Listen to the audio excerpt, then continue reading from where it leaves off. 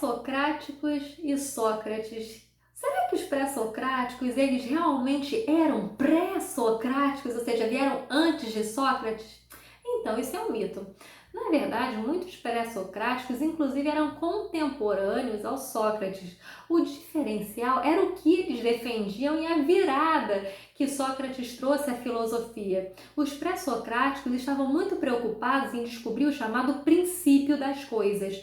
Para uns, o princípio era a água, para outros, um número. Então, o ar seria o princípio de todas as coisas.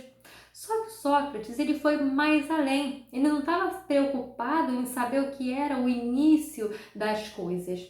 Ele estava preocupado em trazer uma filosofia referente a o que seria o justo, o que seria o injusto. E aí, por causa disso, inclusive, ele chegou a sofrer a pena de morte, né? Ele sofreu a sua pena de morte e foi obrigado a tomar cicuta. A história do Sócrates, ela é bem interessante, porque ele foi revolucionário em uma sociedade aparentemente muito democrática como Atenas. Então, Atenas, ela era democrática? Sim, claro, não tem como negar.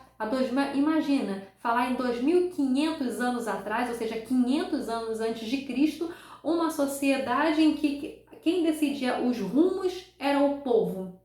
Agora, a grande verdade é que a democracia ateniense, ela não era exatamente algo que envolvia o povo inteiro.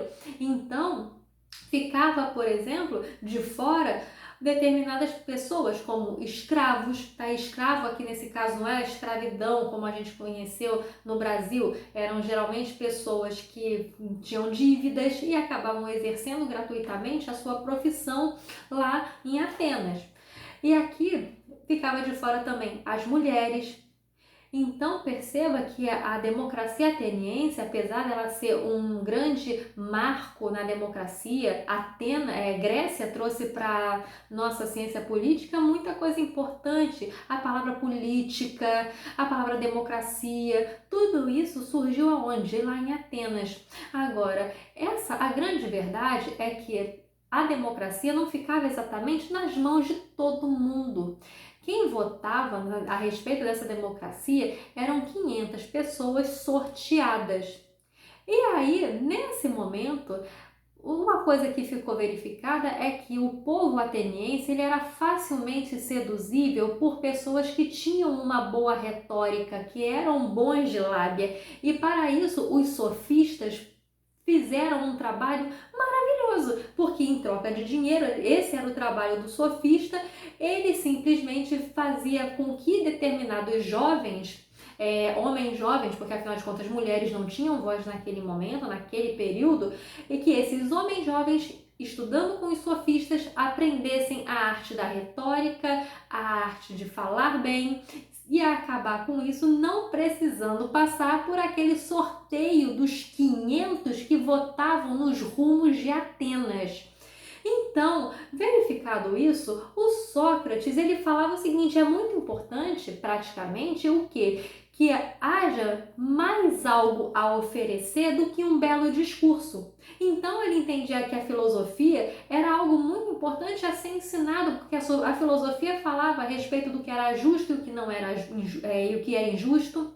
O Sócrates ele era um homem muito sábio, entretanto, ele não escreveu nenhuma linha, ele não escreveu livros. O que se sabe mais a respeito do Sócrates, sabemos por causa do Platão. Então, o Sócrates, ele falava, ele parava as pessoas na rua e falava, ele começava a levantar dúvidas para aquelas pessoas. Ele perguntava sobre algum tema e ele começava a questionar. E por quê? E por quê? E por quê? Então ele começava a fazer com que as pessoas chegassem a uma conclusão, né, do só sei que nada sei. Ele queria mostrar que muitas vezes as pessoas acham que sabem, quando na realidade elas possuem opiniões. Então havia uma guerrinha entre Sócrates e os sofistas, porque os sofistas falavam que a filosofia era maravilhosa para quê? A filosofia era perfeita para educar meninos, mas não era uma ferramenta útil para os homens. Então, nesse aspecto, o Sócrates rebateu: Ah, perfeito! Em compensação, a retórica não passa da arte de agradar o outro, da arte da bajulação. Então, o Sócrates ele foi considerado um homem um tanto à frente do seu tempo porque ele questionava algo que em Atenas era comum, ou seja, questionava o sofista, questionava aquela questão da pessoa querer ser boa em retórica para poder entrar para a política. E aí, pessoal, a gente verifica hoje em dia o que? Diversos políticos que são excelentes em retórica, que falam bem, mas nota zero em algo a oferecer. Por exemplo, olha Sérgio Cabral, dá para dizer que ele é um homem que não fala bem, que não falava direito? Aquele homem elegante, né, da farra dos guardanapos, da festa do guardanapo? E olha onde ele foi parar, ou seja, tanta retórica a troco de nada, a oferecer, muito pelo contrário, muito a tirar. Então a gente verifica o quanto que Sócrates ele está certo, né, no tocante ao sofista, a essa questão que o sofista tanto ensinava a respeito de sobre ser bom em retórica, mas não necessariamente frisar muito em ser uma pessoa justa. Então, e por fim, destaca-se mais uma questão a respeito de Sócrates. Ele foi considerado como um homem um tanto rebelde. E ele não fazia nada por dinheiro. Ele ensinava as pessoas, ele conversava com seus discípulos de forma gratuita. Por isso, não por acaso, Platão foi um discípulo tão encantado por ele. Quando Sócrates foi condenado à morte, o Platão entendia que, inclusive, a democracia não deveria ficar nas mãos de qualquer pessoa, nas mãos de todo mundo, porque aquela democracia de 500 do povo de Atenas matou uma pessoa injustamente, o Sócrates, né? Matou uma pessoa de forma injusta. Então, o Platão ele defendia não a democracia, ele entendia que quem deveria ficar no poder seria o filósofo, que aos olhos de Platão seria o homem sábio.